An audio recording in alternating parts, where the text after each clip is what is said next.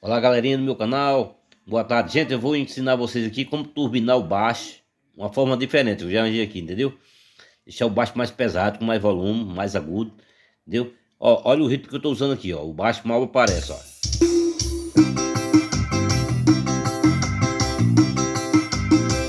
Entendeu? Aí você faz o que aqui? Você vem em mix, aperta no mix.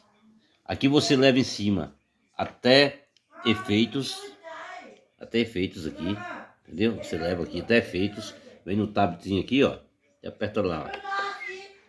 Chegou em efeito nessa tela aqui, você vai dar um enter, aqui ó, deu um enter. Desse enter aqui, já tá no DSP1, se não tiver você põe aqui ó, DSP1, entendeu? Aqui tá em distorção, você vai baixar para equalizador.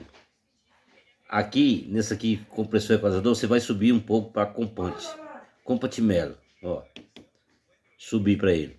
Quando tiver aqui, você vai dar uma entrada, entra aqui no decal, entrou aí, ó. Aqui você vai baixar até chegar em Sister, entendeu?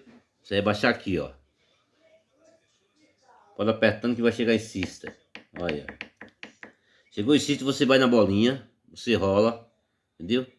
Aparecer assim, ó, inserir ONF. Quando for inserir ONF, você vem aqui, baixa para inserir ONF. Aqui você põe um contrabaixo, entendeu? Aí você vai aqui, ó, ritmo, baixo, pronto. Você botou baixo aí, ó.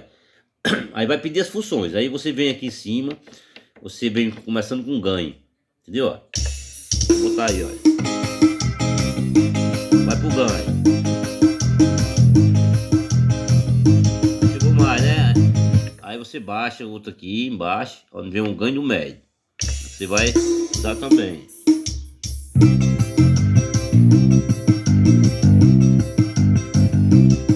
Vai, ó. Tá vendo? Você vem no ganho do agudo aqui, ó. Você vai na bolinha também, roda, dá o volume no agudo, vai aparecer mais, entendeu? Ó? Tá a diferença aí, ó.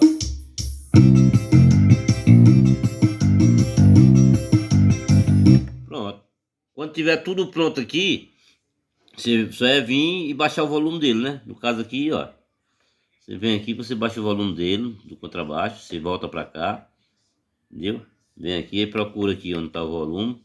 Aqui, ó, entra no mix, né? Vamos supor, o contrabaixo tá no 90 aqui, ó. Eu vou baixar ele. Ó.